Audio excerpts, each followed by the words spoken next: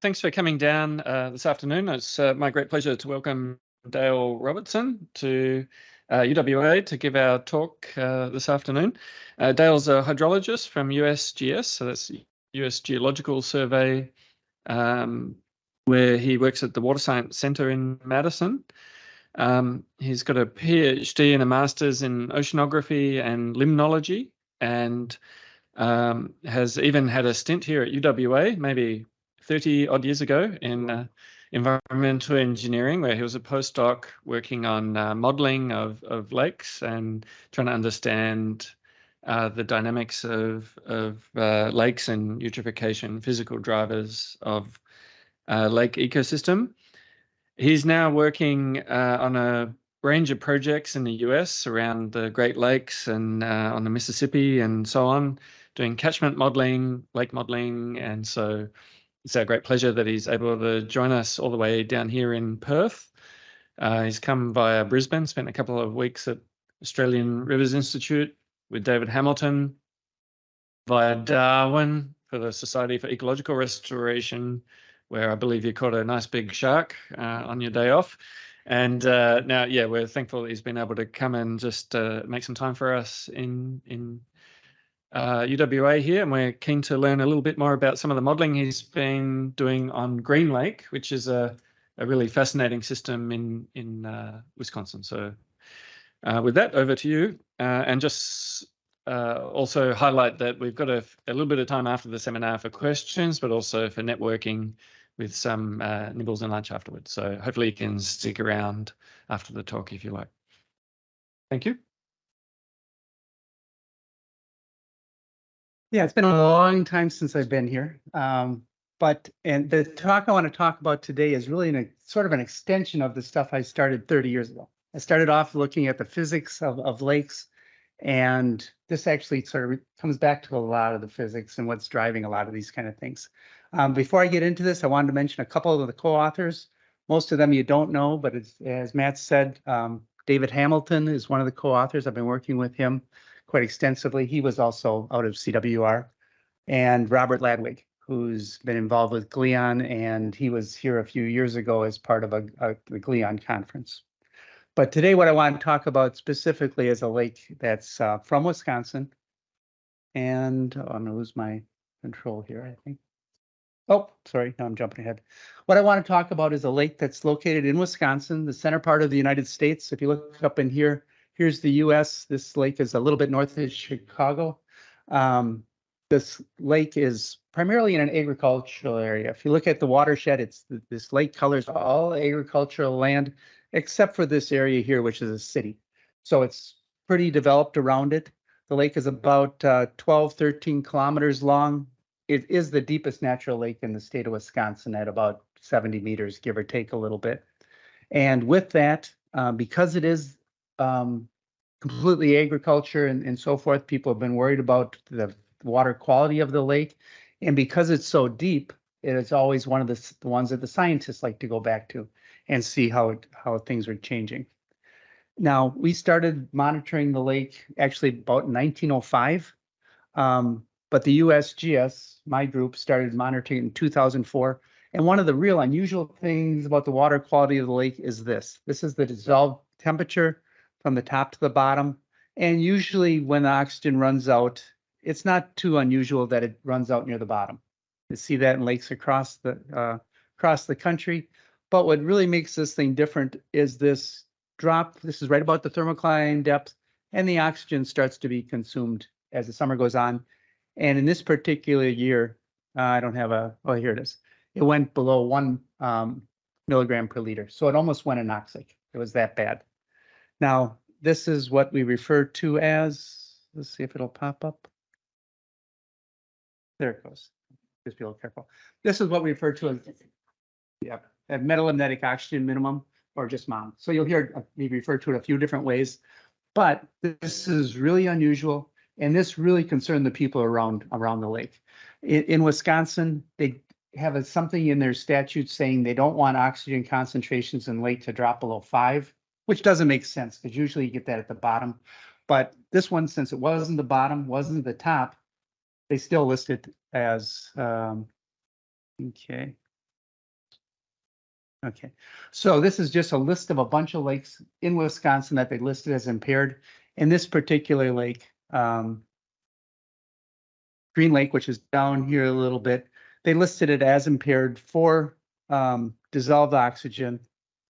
Anyhow, there it goes. So it was listed as impaired for dissolved oxygen. And at that point, when they're looking at it, they were saying that they thought phosphorus really was the issue, which I'll show you in a little while. We believe that phosphorus is the issue and what's causing this problem. Okay, so after a little bit of debate with the people who have really control over things, we wanted to say, okay, now that we know that it has problems with oxygen, what would it take to get the lake delisted?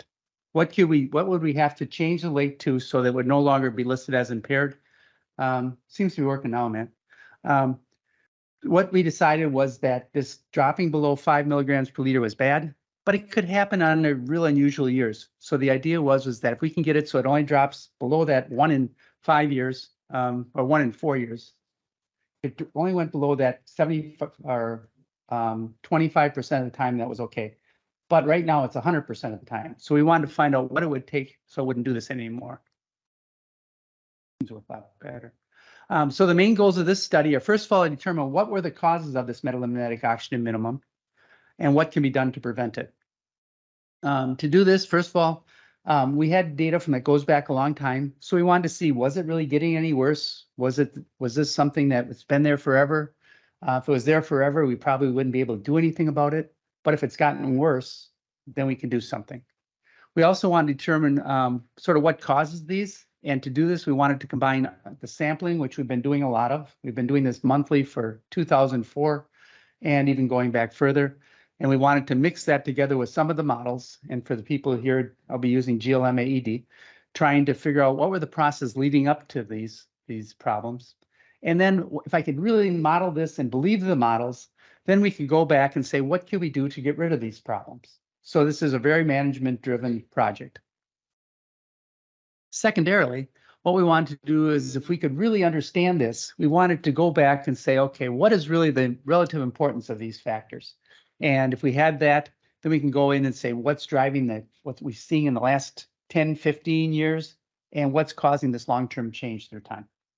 So we went back, grabbed all the data that we could find throughout the history of this. It goes all the way back to 1905.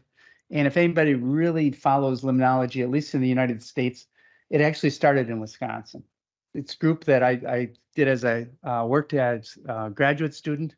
They were studying lakes across the country, but mostly in Wisconsin, and they started sometime around the turn of the century. So for Green Lake, they actually measured in 1905, and you can see the oxygen dropped a little bit, not terrible, but then it gradually got worse. About 1980, it started to appear all the time, and it continued to get worse. And now the USGS came in, and we have a little bit more consistent sampling. What I'm showing is, and I'll show a lot of these, is this is in August. That was the most consistent time. It gets a little bit worse as we go into late summer, which is September for us. And what I'll be doing is, whenever I look at it, I'll be picking out the lowest point that we measured in August. So it's just the lowest point that was measured. And if we continue on all the way up to last year, so you can see it's really consistent through time. Always has that same general pattern with the MOM happening right about at the thermocline depth.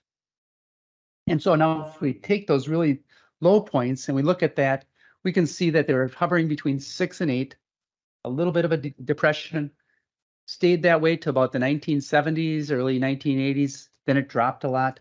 And in some years, even in August, we're down to less than 1 milligram per liter. And so in September, it even got worse than that. So it was really a concern to what would it do to if we had any bottom dwelling kind of things, or if there's also lake trout in here. Now there is refuge below that, but they were worried about just trying to look at this zone. Okay. So what could drive these problems in what could drive metalimnetic hypoxia? Well, it could be either external driven, and we see this a lot in reservoirs where you have water coming in from the outside with high BOD going in and using up oxygen, or it can be internal processes. If we look at internal, it could either be driven by the water column, and I'll describe that in a little bit more, or it can be caused by sediment oxygen demand. And that's pretty common. That's what drives the bottom of the lake to go anoxic. Usually is that sediment oxygen demand. But we also have water column possibilities. This could be caused by just simply the physics. The temperature is a little bit warmer. And so you have decomposition going on with warmer temperatures leading to this. Stratification, all this talk with climate change, could that have been driving this? And finally, it could be caused by phytoplankton settling down or zooplankton respiration. So there's a whole bunch of possibilities. Each one of these have had different papers in the literature describing them. So what we wanted to do is to go through those and try to figure out what's really driving the problems in Green Lake. Well, before we started to really get into the modeling part, we wanted to go out there and really try to describe what was going on. Was this a one-dimensional process? Was this a two-dimensional process? Were things spreading out from the sides? So what we did is we have our boat, we have basically a sled that we can go behind it, yo-yo it through the water column and describe exactly what's going on. And that's what we did. And so if you look at this is going from one side of the lake to the other, and we're yo-yoing our instrument up and down through this and coming up with a two-dimensional view of things. And if you look at it, it's not really a two-dimensional lake. It's really a one-dimensional lake, horizontal layers going across it. We have the density on the top, chlorophyll, backscatter, dissolved organic matter, and finally dissolved oxygen. And if you look at that, the two things that really jump out there is that right where the dissolved organic matter is right where that oxygen is being consumed. Okay. The next thing we wanted to do, the one thing it told us here, at least it gave us a hint, is that it wasn't probably an interflow. If we saw an interflow, we might see a little bit more by the river and a little bit less out in the middle, but we see it pretty much uniform across. We had this huge data set, and rather than getting into the real process modeling, what we wanted to do is just do a statistical evaluation and try to see if there's a correlation between things, give us a little bit of idea what might be happening. And so what I did is I took the intensity of the MOM, was it getting down to 1 or 5, and simply correlated that with a bunch of meteorological parameters, hydrological, water quality, and physical parameters. And what sort of jumps out of here, a couple big ones. First of all, chlorophyll concentration. When chlorophyll goes up in the summertime, the MOM gets worse. When the water temperature is warmer, it gets worse. A couple other things that saw a little bit of the same thing with precipitation, but the precipitation is probably driving the chlorophyll. And a little bit of funny thing happening here with Secchi depth. So we had clearer years, where also clearest beginning of the year was leading to this. And we think that might have to do with the productivity of diatoms and so forth. So the bottom line here was that it was primarily driven by, from this hinting at that it was that productivity in the summertime that has a big effect, and also water temperature. We did all kinds of correlations with this, just trying to see what else was possibly interacting with this. And the one thing that we did see was that the water temperature and chlorophyll were not really correlated with each other. And this is going to become a little bit important later on when I'm trying to describe how important the relative factors are. Just wanted to show that water temperature and the chlorophyll really aren't correlated with one another. Okay, so from all this, we came up with an hypothesis of what's driving this. And if you look at this is the density in blue, chlorophyll in green, and that dissolved organic matter. And what that led us to one possibility is that as at spring overturn, we have a lot of diatoms going on and other plankton that are in the water, and those would decompose and they would use up oxygen. And since these were a little bit warmer as summer went on, they use up a little bit more oxygen than the other ones. Then, as summer goes on, this is that correlation I was talking about. We have productivity happening in the summertime that settles down due to Stokes' law. It's probably going to stop or slow down right at the thermocline and accumulate there. So that was sort of our theory, is that it's primarily driven by the phytoplankton production and decomposition as it goes on. Okay. So now we wanted to test some of that. And the idea here was, since I had sort of this background in GLM-AED anyhow, and it really seemed to be the model of choice. So we took the model and we really wanted to show, first of all, we wanted to show that we could calibrate it well, and not just simulate it for dissolved oxygen. We wanted to show that you get the hydrodynamics right, the DO right, chemical chemical characteristics and the biological characteristics. So we really wanted to show that it simulated a lot of other things. Otherwise, we could get sort of the right answer for all the wrong reasons. Then we wanted to use the basically go into the model, turn processes off one at a time and see what were the processes that were driving things. And then finally getting back to the action. What would it take to get rid of that metalimnetic oxygen minimum? Okay. So in order to run the model, this is one thing the USGS is really good at, is computing the inputs to the models. So we put out gauges on the two major tributaries to the lake, and we have ISCO samplers in there. So we took the samples, we can compute the loads, and we could estimate that. We did that actually at 4 of the streams coming in, and use that to get the ungauged area. We also I had it as a part of a different project. We were measuring how much comes in from the atmosphere, so we could estimate how much is coming in there. We were working with a sewage treatment plant, so we had an estimate of what's coming in from that, as well as septic systems. So we felt like we really had that budget down. And this is really important, especially with the management side of this. Okay. As part of the project, we already were collecting a lot of water quality data out here. So this just is showing the phosphorus changes in the lake. And if you look at this, it's sort of saying that phosphorus is going right down to the detection limit, saying that phosphorus is limiting the productivity. But nitrogen is also, if you look at the nitrate, it's going right down to the detection limits. And at least in the top, ammonia is also getting down to the detection limits. And so with that, it was saying that it's sort of co-limited by phosphorus and nitrogen. For 1 year, just during this study, we were able to collect some phytoplankton and zooplankton. So we were collecting phytoplankton from the hypolimnion, right about where that metalimnetic oxygen minimum was, and then a little bit below it. We didn't try to get down to the real depths of the lake, but we did try to go sort of in this range. And we collected phytoplankton and zooplankton. And what this told us, if we looked at this, we started in May, which is a little bit late. If we would have sampled in April, we really believe that there's a lot of diatoms dominating the system. But then we get into this sort of this purple color, which is I'm trying to think where it is. Oh, here it is. What we're calling the cryptophytes, but really that's a combination of sort of green algae and the cryptophytes, and then finally the blue-greens. So when we want to start modeling this, what the hope was that we could get this into sort of these 3 different types of phytoplankton, where we were getting diatoms early, switching over to the cryptophytes, and then finally the blue-greens taking over. And so we modeled this, we were trying to get those 3 sort of groups. Nothing too surprising with the zooplankton, at least. So now that we have all the inputs there, we wanted to, first of all, see if GLM was working pretty well, make sure we had the hydrology right.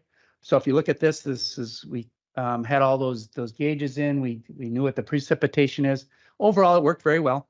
It looks a little bit bad in a couple little places, but that's really just the output I had from the model, because this is how much water's in the lake, and it has a problem, at least the way I output it. It didn't include the water in the ice. So, but overall, it worked very well. The thermal structure of the lake, this is modeled and observed. And for the most part, you can't really even see the difference. So we're doing a really good job with that. There's a few little glitches here and there, but overall, we felt like we really had the physics going on pretty well. One of the things I worked with Matt on this one early on was to try to get the ice cover right. And we added a few changes to GLM. And with that, we were able to get the ice cover well, because that was going to get the timing of this whole thing to start off. So I really wanted to get the ice to leave the lake at the right time. Okay, so that now we had the GLM part of it. Next part is we wanted to get the AED part to work. So we went through. Now we put all of our chemical inputs, atmospheric inputs all the way through, and we were trying to get the water chemistry, dissolved oxygen, and the biology to see how well we could get that to simulate. So now in here, what I was really, a lot of people, when they model these kind of things, they just skip all of the chemistry really, and they just look at the oxygen and calibrate to that, because that's really what I was interested in. But we didn't want to take that approach. We wanted to make sure that we had all of the hydrodynamics right, the water level, stratification, ice cover. We also wanted to make sure we had the nutrients right. Also the plankton. Didn't really want to get down to the the actual counts, but we wanted to get those three groups together. Wanted to try to get the organic matter settling. And finally, after, if we have all these other ones, we wanted to get the oxygen. Okay. So with that, here's some straight output from the model. I just wanted to show 2 years because you can see it a little bit better, but we're simulating temperature, oxygen, POC.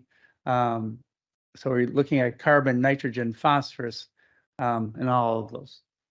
So this was just to make sure that we were sort of on the ballpark, but we also went further. We wanted to actually look at those and see how well we not only got a qualitative effect, we wanted to get the quantitative. So the black lines are the model, the little boxes are the data. And you can see we did very well with phosphorus. Nitrogen, we also did very well. So that made us feel pretty good that we got the chemistry going. We also then moved into the biology. And with that, we were able to get the diatoms, those cryptophytes and the blue-greens. And those were not trying to get any individual species, but just groups of plankton. And we got them to behave the way we thought that they should be. All these were done for a 6-year simulation. I just showed you the other ones just to give you a better handle on it, but it worked overall pretty well for 6. And then actually after that, we actually ran it for 12, took those 6 years, replicated again just to see if it was a stable model, and it worked pretty well. Just to show you how well it works for oxygen, because that's really what the take home, and that's what we're really trying to drive it. The top is observed, the bottom is modeled. And in the model, we subsampled the data so they were sampled at the same resolution. So when you look at this really blocky kind of structure, well, the model wouldn't have done that. But if you subsample the data the same way that you measure in the field, this is what you'd get. And if you look at that, you can see just how well it's simulated. I am looking at oxygen, so I wanted to, and for the mom. So if we look at this, this is 12 meters, which is roughly the depth of the metalimnetic oxygen minimum, 40 in the bottom. You can see it worked really well. Gotten a little bit of a debate whether it's a one-dimensional or two-dimensional lake. So we also looked at the other side of the lake, and you can see basically what we knew already is that the whole lake was acting pretty much the same way. So now that we really trust the model, we think we have everything simulating the way it should be. Here's the base condition. Now we went through and systematically we're turning off one process after another to try to find out what was really driving this. So we start off, I wanted to see that length of stratification. To do that, I changed the air temperature coming in by about what we expected to change over that time period. I'll describe that a little bit more in a little while, how much of a change. But I think I added like 5 degrees to that, just trying to make the stratification longer and see if that did much. And it didn't have as much of an effect as I thought it might have. We turned off that inner flow. The way I did that was to take the inflow temperature and make it equal to the top temperature. So at that point, it wouldn't plunge, it would go across the surface. And that had very little effect. Turned off external loading. All those tributaries coming in, you turn off that phosphorus. That got rid of it, which was great. That's what we thought it was driven by. Turned off internal loading. And once we did a full budget of this, it turns out that internal loading and external loading were pretty close. So like either one of these is like turning off 50% of the load, hitting it pretty hard. We tried to turn off oxygen consumption, higher it up the water column a little bit, and that didn't have too much of an effect. So that wasn't turning off the bottom, but it was turning it up higher in the water column. Turning off phytoplankton. That's what our theory was that all that loading was driving the phytoplankton. You turn that off, it has a bigger effect than either one of those or the other loading. And finally, the way we have it set up, zooplankton didn't have any effect on us. Okay. So now if we take that depth of that metalimnetic oxygen minimum and look just to see that the lowest level between, I think it's like 10 and 20 meters. So that's the lowest it got. And if we looked at each one of those, what you can see is the one that has the most dramatic effect is this green one, which is that no phytoplankton one. So that's actually coming up, looking at the effects of internal loading and external loading, because that's what you're shutting off. So that had the biggest effect. No external loading was sort of a little bit not as bad. No internal loading was about the same. Both of those had a big effect, but not as much as the phytoplankton. And finally, that sediment oxygen demand was sort of, it did have an effect, but not as much as the others. Okay. So if we go back to all these possibilities and look at those, the lateral, that external inner flow is not driving it. Sediment and oxygen demand has an effect, but not the big one. Zooplankton respiration wasn't that big, but these other two is what our theory is what's driving this. Okay. So now we can go into here. Now that we sort of understand it better, we can go through and say, what would it take to get rid of this metalimnitic oxygen minimum in the lake? And to do that, what we wanted to do then was take those loads, what we can do something about. We knew we couldn't handle the internal loading, but so whenever I do an external loading, we drop the sediment release from the model by the same proportion. Okay. So we wanted to see what it would take to get rid of this metalimnitic oxygen minimum. So this is what we start with. This is if you take that lowest concentration that the model says for those 6 years and just look at that, and then go through, and now we're going to hit it with a whole series of changes. We're going to take that external loading and drop it by a certain percent. And the way we did that was just to change the concentrations. So we took the concentrations and dropped them by either raised them by 25 or 75%, dropped them by 25, 40, 57, and 75. And the 57 actually had a reason because it you'll see it in a second. But if you look at that, now if you plot all the results of all of that, what it is how many years that the oxygen went below that problem level. And if you remember, I had to get it down to 1 year out of 5. And so we basically went through there. I have a lot more simulations in here. But if you look at it, it basically was 5 years all the way through. If we drop it even further, if we drop it more than 25%, it gets down to 2 years out of 5. And if we drop it down to this, finally, this is where that 57% comes in. That's what I needed to get that oxygen. So it only went down 1 in 5 years. Now, these are all percentages, but from a specific year. So, and it turns out these were wet years. So rather than looking at this being this unbelievable reduction that they need 57%, it was a wet year. So they don't really have to get 57% in all years. It really, what you have to get it down to is about 4,000, 5,000 kilograms. And a big part of that reduction was just to get back to normal. So I think these years were about, if I remember right, about 15% higher. So we get a 15% reduction just by going back to normal years. Okay. So if we look at that, this is what would happen. We're looking at that 40 to 57% reduction to get the lake back to where we want it. What would that lake look like if we got that reduction? So I just wanted to simulate with a 57% reduction going back to that. We would still, we would still get the diatoms, the cryptophytes and the blue-greens, but those numbers would all drop a little bit. We see a big effect in the springtime. So we see less diatoms coming through, but all the way across, we have less plankton production. If we looked at, this is the way it looked like the current conditions with a 57% reduction, it'll look a lot better. But with a 40% reduction, it was really close to that anyhow. So some of this was just trying to get that little number down, that extra 17% was just trying to fix that 1 year. So with a 40% reduction, that's really about what you need in general. So, okay. So just some conclusions based on this first part of it. Metalimnitic oxygen minimums less than 5 are really common now. In fact, they happen almost every year. And it's gotten worse since 1905.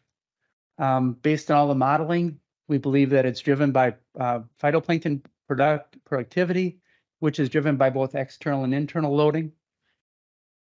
The internal variability of interannual variability of the MOMs are affected by water temperature.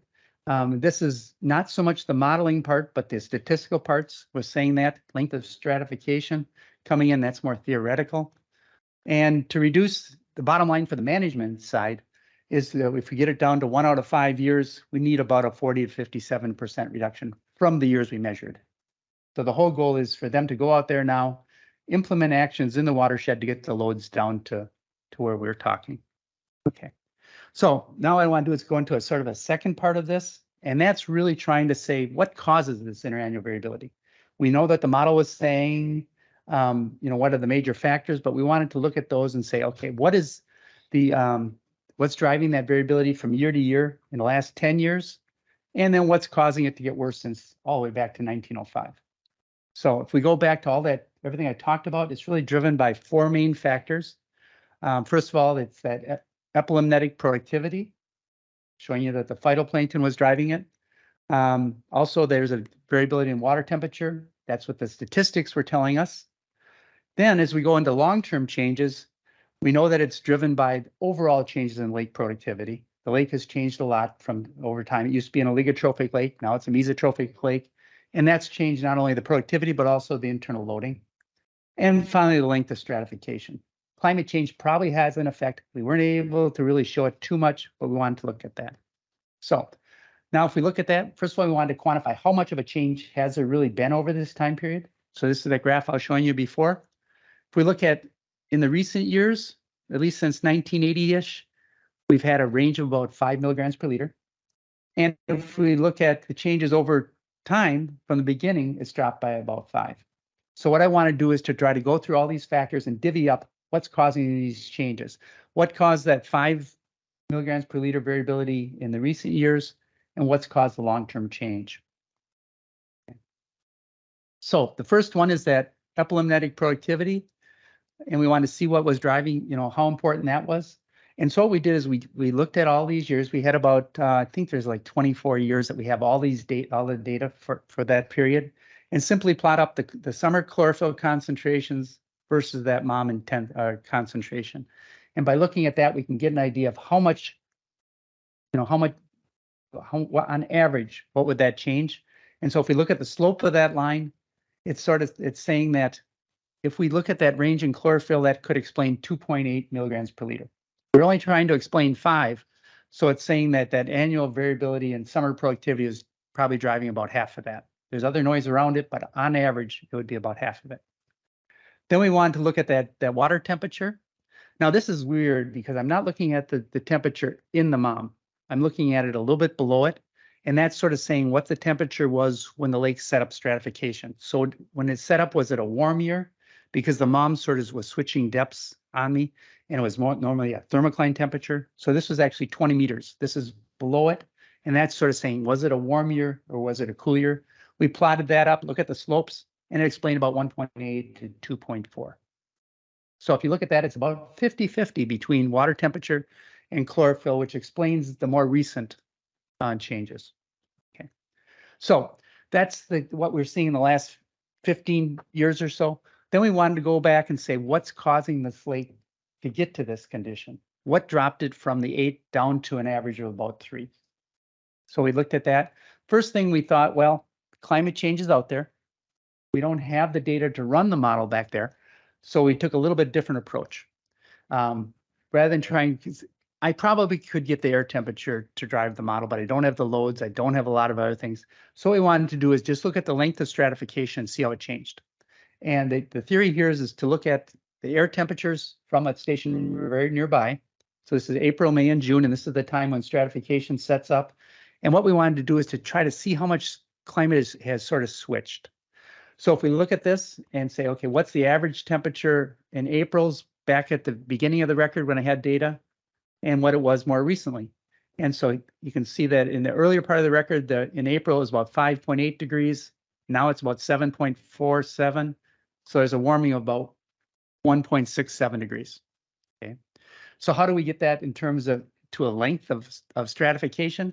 Well, we went a step further and said, well, if you look at the beginning, we have a 1.67 degree change, and there used to be about a 6 degree change. So if you just play a ratio game and just say, okay, everything warmed up by about that much, that'd be equivalent to a change in weather of about 8.5 degrees. So if everything else is the same, it should have stratified about 8 degrees or 8 days earlier. Okay, so that's what we did in April and May. Stratification is somewhere between April and June. So we did it for the same thing for May and June. And actually May is a little bit bigger. May has had a bigger change, and it's switched by about 2 weeks. Climate has moved back about 2 weeks. So with this, it says that stratification, if everything else is the same, it's been warming up about 1 to 2 weeks earlier. So what would that mean in terms of dissolved oxygen? Well, if we look at, if we look at how oxygen has been changing through time, this is what we plotted up in 2014.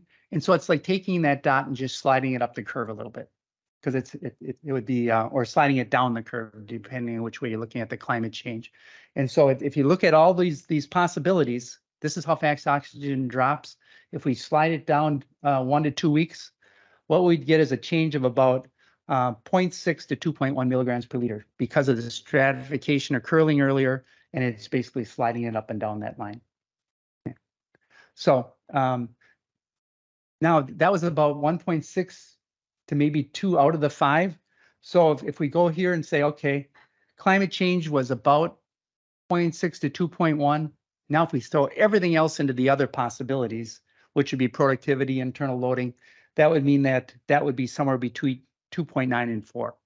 So it's the changes in productivity, other factors were probably more important than climate change. But climate change is probably did do something to this whole process. And if it goes further, we could use that same idea to say what we can expect if climate continues to warm, if we have that change in the summer and the stratification, what we can expect. So in the future, we do expect these moms to get worse if everything else stays the same. Okay, so now if we go through here and try to break that down, of the interannual variability, it's about 2.8 of the 5. Water temperature is 2.4, so it's about 50-50, driven by changes in water temperature. This isn't climate change temperature. This is just the temperature when stratification sets up, and then the epilymnitic productivity. If we look at the long term, the productivity internal loading, this changes from an oligotrophic lake to a mesotrophic lake. We think that was probably the biggest change of that 5 milligrams per liter, 50 to 75%. And then finally, climate change is sort of that 25 to maybe 35% of the change. So this is where my talk normally ended. Okay, and I was going to open it up. Lakes don't ever work the way you expect them to. We've had 120 years of metalimnetic oxygen minimums occurring every year. There isn't one year in all the years that we measured that it didn't do this. And I was ready to quit and write this all up. This is what happened this year. After 100 and some years of this, oxygen is just what it was. All of a sudden this year we get a bulge. Now, exactly what caused this, I was actually giving a talk at a place on this topic, and I got a call from my text saying something's weird. I think this new meter we got is bad. And so we went out after that and took another meter out, and this is exactly what's happening. So instead of being a oxygen minimum, all of a sudden we have a bulge. And now what we're trying to do is to figure that out. At the last second, we went out there and I was trying to say, okay, let's go back. Let's collect some more phytoplankton data. Let's collect this. We ran the sled out there. All that's preliminary data. I can't say what's driving it. We want to run the model with the new stuff and say, well, we thought the model worked. Can the model simulate a bulge instead of this? Don't know. If we go back to our theory, I still think this is what's driving it. Now, when we get down here and we got vertical settling and decomposition, there's still a dropping. It's just not dropping as fast. And if you go back to this, if you go back to this, through time, oxygen is being consumed. It's just not being consumed as much. So if you look at this, oxygen every month it drops. It just doesn't drop as much. And if you relatively, it looks like it has more productivity, and it does. But the oxygen is just not dropping near as much. So if you look at this, we had it being consumed more there than anyplace else. Now it still goes down every month, and then here it's holding its own. So now it's really a different system. Okay. I think it gets into this. The decomposition is way down. In fact, in some months, we had like 3 months in a row where it didn't drop at all, which is meaning that it's producing oxygen. So if we go into our original hypothesis, well, before this was going down there and it was being decomposed, now I think it's either being decomposed, but very, very slowly, and then down a little bit deeper, it's still probably being decomposed because we saw that part of it dropping. In the summertime, it is still settling, but I don't think it's, again, not being decomposed as fast. And so the one theory is that this area that when it was going down, going below the photic zone, I want to look at that and see it did the water clarity. It was a year with a shallower thermocline, that I know. Is the now this area below the photic zone has then moved into the photic zone. That's one of the theories, is these metalimnetic oxygen minimums very sensitive to where the photic zone ends. So we have the data, just haven't analyzed it yet. The other theory is that if we go back to all that phytoplankton and zooplankton data, maybe we have new species. So not sure, but the idea now is, here's the hope now, is if you remember the numbers, this was GLM 3.1 and AED 2. What I really like to do is to get the newer version of the code up and running and see if I can simulate the whole thing and get it to ultimately now calibrate it and use it to see what's driving this. So, and see if there's any actions that we need to take. So with that,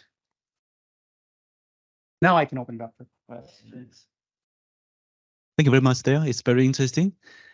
I just wondering, yeah, if this is minimum oxygen, can we find a similar phenomenon in other lakes? If other lakes, let's say in a different climate zone and different species, do you think that's well, there are other places. We have different ones in the United States that have it. They're usually for different reasons. There's some that maybe you're like the one that your group is working on, looking at oxygen being introduced into the system. So instead of having being consumed just there, now it's taking away some of the consumption because of oxygen being added. Interflow is very common in reservoirs. A lot of reservoirs, you see the interflow come in with a lot of BOD, and it happens. In the sort of the central part, if you're at that right sort of in lakes, I think what it is a lake that's sort of out of equilibrium. And now this is a deeper lakes where there's used to be an oligotrophic system, and it's sort of being more productive. So all that productivity that's occurring in the hypolimnion is coming down and being consumed there. If you gave this lake, and if you don't do any management, I think before long, I got other lakes that the oxygen is reaching all the way up. So that it's just, if it got more productive, the whole hypolimnion go anoxic. This one's sort of in that in-between zone. It's not a true eutrophic lake, but it's not an oligotrophic lake either anymore.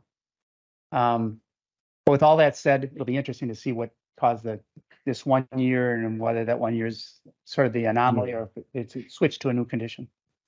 Yeah, for the difference in the last year, do you think it's possible? Because I find that in the previous years, the highest biomass of phytoplankton is above the metabolism layer, and then above the mom layer.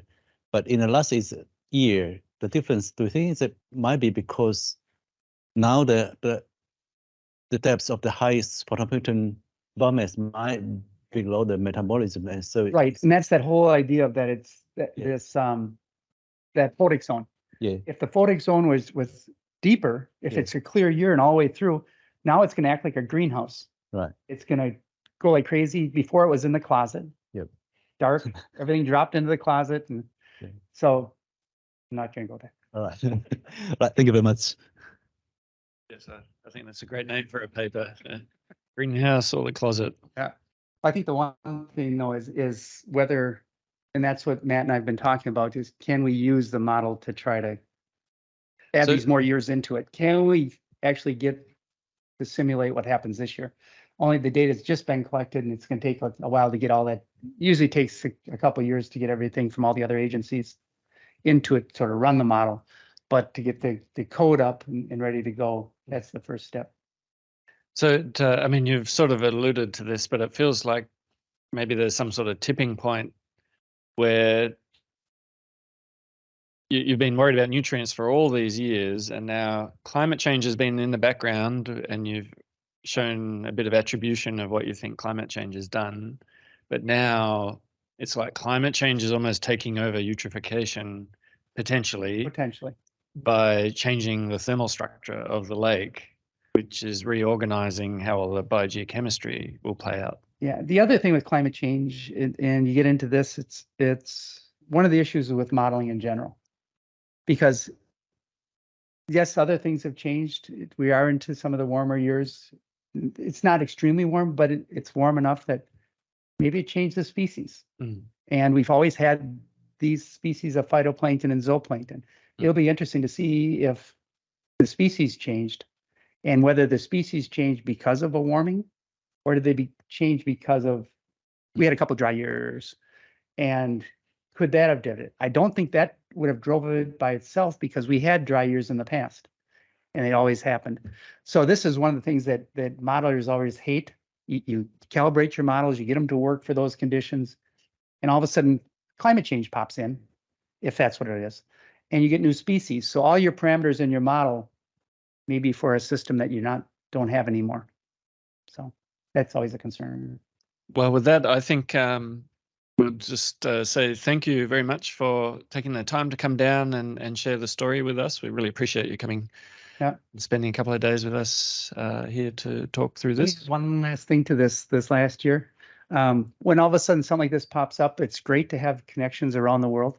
One of the first things that popped up, I sent out an email to all of the people that I thought were really in the know, saying, okay, we got this weird thing happening. What other kind of data should we collect? So I'm reaching out to people in Brisbane, reached out to Matt, saying, is there anything else I can collect? Because this may be a one-time deal. So it's nice having the collaborations across the country to ask those kind of questions and to work on the modeling. So. Well, look, I think there's probably a few more questions to come. So we've got a few nibbles in the back room, and why don't we go and have a chat? And yep, people can feel free to please ask a few more questions of Dale. Thank you.